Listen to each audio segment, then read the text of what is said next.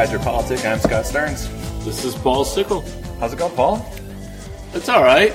You've got some interesting news about the Brewers. Yeah, well, the Brewers are, they are in the NLCS, unfortunately down 3-2 after having lost the last 2 games on the road against the Dodgers. By the time a listener hears this, the series will be decided. It will be, yeah, more than likely, because they are playing tomorrow night. We're recording this on a Thursday.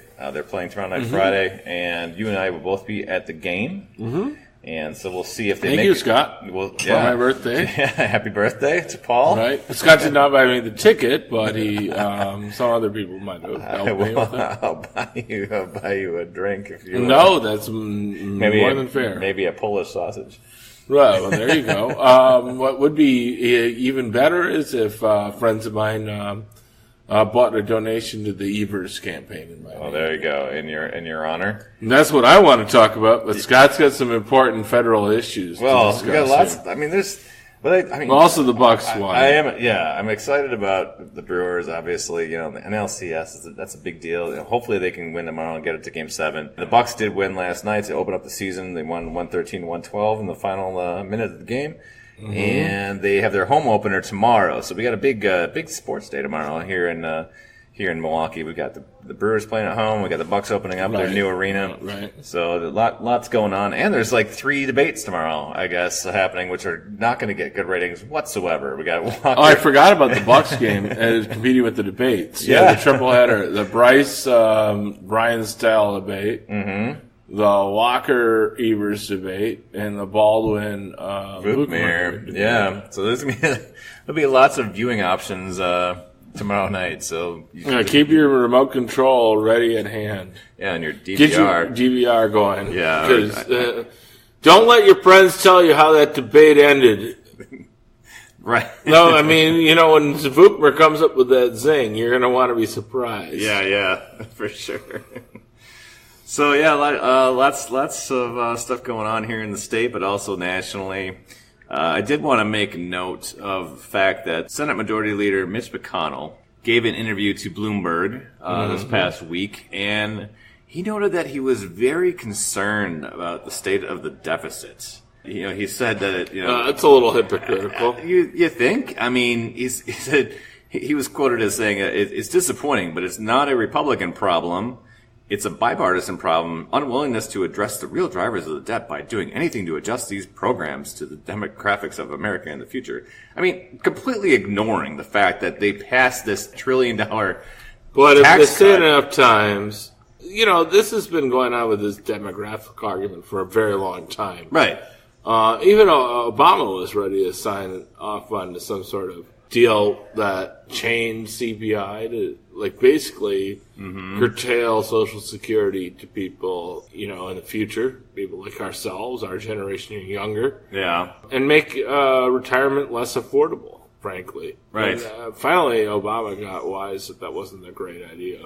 Well, I mean, the bottom line is that this tax cut that they passed is estimated to add $2.3 trillion to the debt. Which is far more expensive than, frankly, in my opinion, not cutting back on entitlement programs would be. Yeah.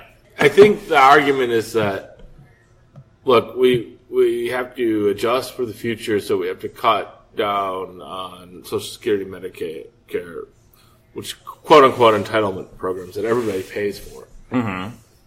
But at the same time, we want to pass huge tax cuts for billions. Yeah, you can't have it both ways. I mean, the thing is that they can't argue that these things that we don't have the money to pay for these things when they're literally just taking away the money to finance them. And it comes across as purely hypocritical. But, I mean, we all know what their motivations are. We knew that their way of excusing any kind of cutbacks in these programs is just look at the revenues are just not generating the money that we need to pay for them. And to get down to brass tacks, isn't the deficit right now on the increase for the first time in history in expansion periods? Usually the deficit increases when there's a contraction or a recession. Well, correct. Exactly. And right now we have economic expansion, so to speak, except it's being financed entirely by deficit spending. Well, exactly. I mean, The only other time might have been the Reagan era, actually. Well, the Treasury Department has said that the deficit grew to $779 billion in Trump's first full fiscal year as president. It was it was a lower deficit when Obama was president. Yeah, I mean everybody used to say, "Oh, the Democrats are in deficits," right? But actually, the deficit's growing post Obama. Yes, Obama had the deficit going down. This is a 77. So like the opposite of what they say is true. $779 billion in his first full fiscal year. A 77% increase, though? Yeah, from 2015. Okay. So this is a combination of where they're spending the money. Apparently we still want to build this fucking wall and all that. Right. Meanwhile, at the state and local level, we have Foxconn, right, taking out half the money from the state practically. Right. Well, literally, I think we calculated it at one time as like a quarter, if not more, of their entire payroll for the next 20 years is paid for by the taxpayers of Wisconsin. Yeah, it's just that kind of corporate subsidy. Yes, we are going to have to raise taxes. But then you get to blame it on Democrats because what? Benghazi, because Obama, because the Democrats elected a black president. Right. I mean, it's just so crazy now. The Republicans are getting away with more than ever by fiscal malfeasance. And then they blame us because they can't, frankly, because we have people that aren't just white men running our party. Well, bottom line is like the whole idea that these guys should be considered quote unquote fiscal conservatives. It's complete ridiculousness because they are not they're not showing any fiscal discipline at all. It is. They have because they can bitch all they want about Social Security, Medicare, Medicaid, right. And there's a reason why these things are called entitlements. Is because they're things that people are entitled to.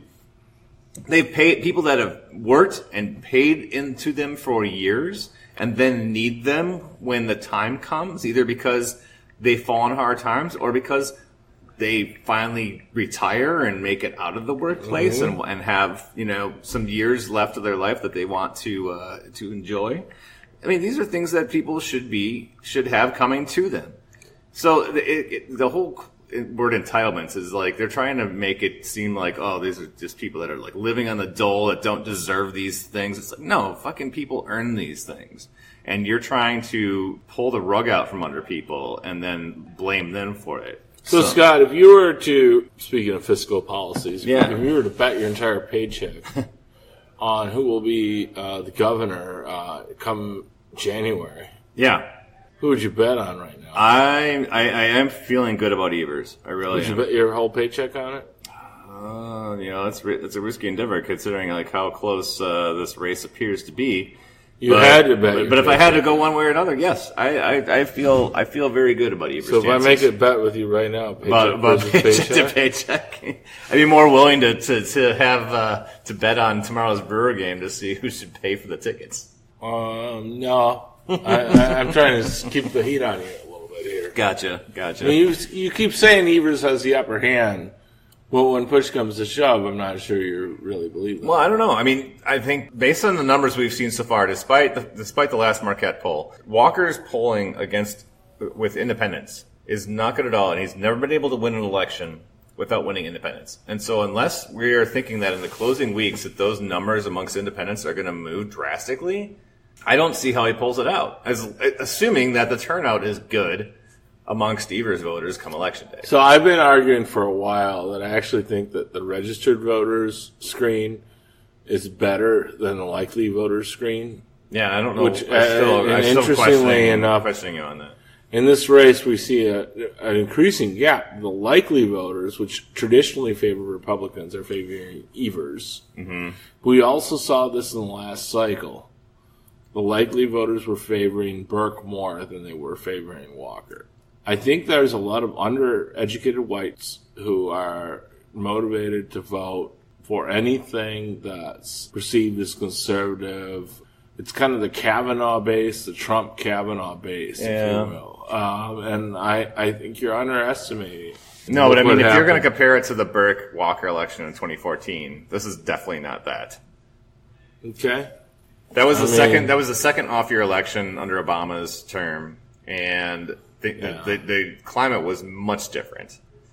You might be reading political science textbooks from about 20 years ago, Scott. No, I don't. I mean, the reality of the situation in Wisconsin is that Wisconsin's a predominantly white state still. Yeah, about 85% of the voting age population, at least, is white. And you've got white identity politics being the hallmark of the Republican Party. Sure. Especially in rural areas. And you've got a fairly high rural population or small city population and predominantly white state. Like, how is this not... But I think you're discounting... Let's just look at the basic objective fact conditions. You're painting a broad brush. I think you're discounting the backlash amongst women, given the Me Too movement and what we just witnessed with the Supreme Court nomination. If I was a moderate House Republican in California, I'd be worried. Look at the Senate race. I mean, Tammy Baldwin is... I am not fearful at all of Leah Vukmir beating Tammy Baldwin. That's because Tammy Baldwin she's run away about $25 million on ads. That's fair. But how many defining her image, which to her credit, but to her credit, to the credit of many that helped fund her race, I've helped do it myself. But how many? She had the resources to get her message out. How many people do you think are going to vote for Tammy Baldwin and also Scott Walker? I mean, obviously a few percentage points. But it's not going to be like 10%. And I think she's going to win pretty resoundingly. I bet you it's 54-46 Baldwin. Mm-hmm. And you're going to say the flip of that for Walker? No. I mean, what are you saying? It'll be closer. Walker. So you're going to say at least 3 or 4%? Walker difference? Probably about 50 and Evers 47, 48. I just don't see that. And the rest of Phil Anderson, of course. Phil Anderson.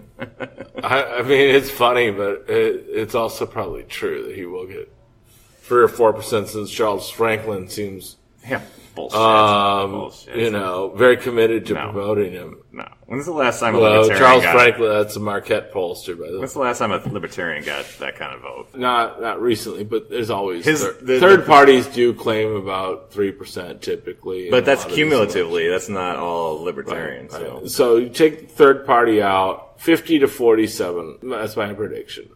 Walker 50%, Evers 47. That's based on your sense today. Yeah. Okay. Or where it's going. I think if you held it today, it'd be closer. I think it'd be 48, 49 Walker. Could be a jump ball, Evers, but I think that Walker's got all late money, the scare tactics, and I don't see Evers having enough of a dynamic message to land the plane. I don't see where you're coming from. I mean, Walker is getting hammered on, amongst other things, the whole thing with pre-existing condition protections with the Affordable Care Act. And I mean, he is playing defense right now on this, and he's going on the radio and he's going around the state saying, I believe in pre-existing condition protections. I've got family members. I've got, my running mate, Rebecca Clayfish, is a cancer survivor. And, you don't think people will fall for that shit? My wife has diabetes. He can talk all he wants. The point is that his actions speak louder than his words. So Wisconsin is a co-sponsor essentially on this lawsuit that originated out of Texas to abolish the ACA. How many undereducated voters in say Toma are gonna be thinking your way, or even West Allis? While we're at it, come on, let's be real. This is Wisconsin. This is not exactly there's an informed state. We're not always critical thinkers in the state. No, but you have to.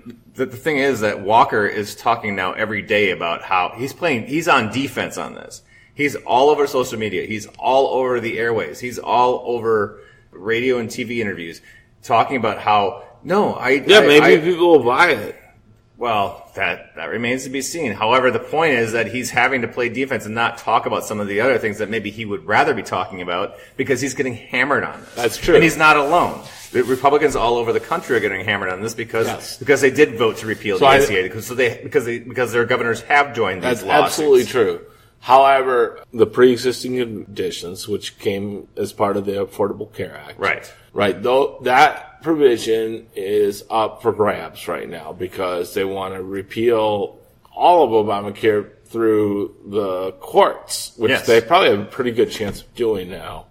So, like, and Brad Schimmel and Scott Walker are the first people behind it. It started in Texas, and the whole origin of this is that last year there was a provision that the Republicans passed in Congress to repeal the individual mandate. Essentially what they did is they took the penalty for the individual mandate down to $0, effectively. So now this lawsuit that started in Texas and Wisconsin joined says that, well, if there's no individual mandate, that it nullifies the bill. We shouldn't have to, right. So, nullifies the bill. And the logic for the insurance companies is if people don't have to buy insurance, and the president's going to discourage them from buying insurance, then how can we afford to pay for people with pre-existing conditions? Exactly. Because the problem is people won't buy insurance until they have a problem. Right.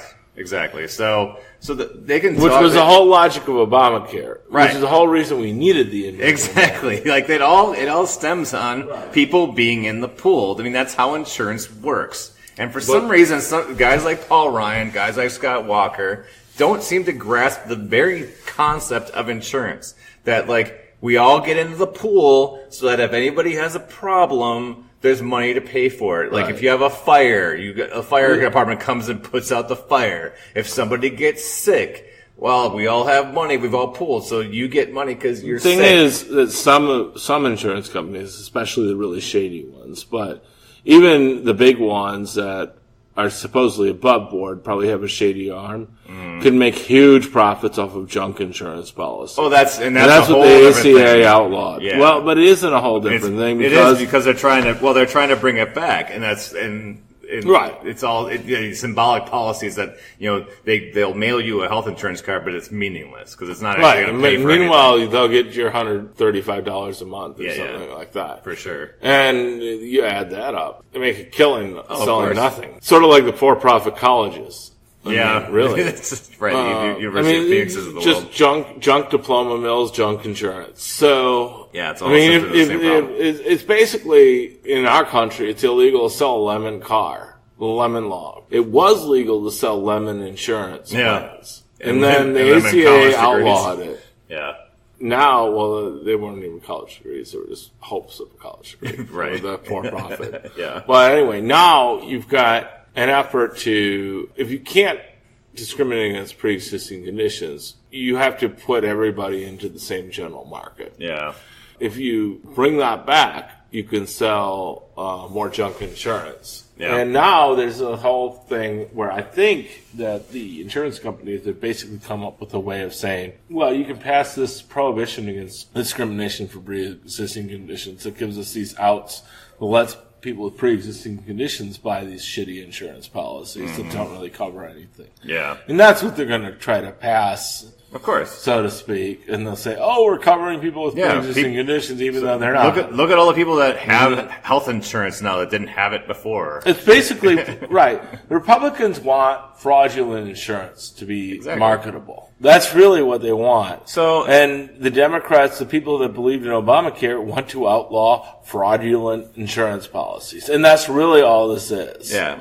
So Walker and a lot of other Republicans around the state and around the country are going to be out there these next few weeks as we near Election Day. They're going to be out there talking about how much they care about pre-existing conditions and how many family members they have who survive cancer and have terrible things that they've lived through. And just remember that their actions speak louder than their words, because Walker has not done shit to protect pre-existing conditions. Nobody listening to this podcast is going to disagree with us. I think that the people. That may be true, but they all have 2.5 million voters in the state here.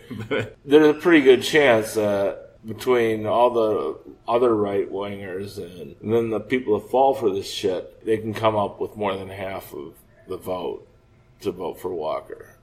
Well, I'll be honest. I mean, if I had to bet my paycheck, I'd bet it on Walker being reelected. Well, if history is a guide, you would be correct. But I used to be more bullish on Evers. I'm going to go with about a 75% chance that Walker's reelected.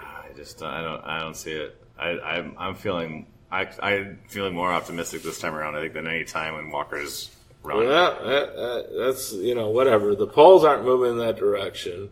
I don't think that's the case. I mean, the polls have actually been very good for Evers, despite the Marquette poll, which I think was overpolled Republicans. Sure. Although there might be more Republican enthusiasm. I don't know. I think the right has a vice grip on this state, and I think that it's going to be very hard to overcome. I think that Evers will probably be a little closer than Mary Burke. I think these arguments about Evers on taxes are going to get to people. They're bullshit. Yes, of course they're bullshit, but I think that it's going to work. I'm on a mailing list for somebody who used to live in my house that was a persuadable voter. Yeah. And I just get all these mailings about Evers and taxes. And I'm just thinking, somebody lands on Mars, they, don't know anything. Right. But they can vote.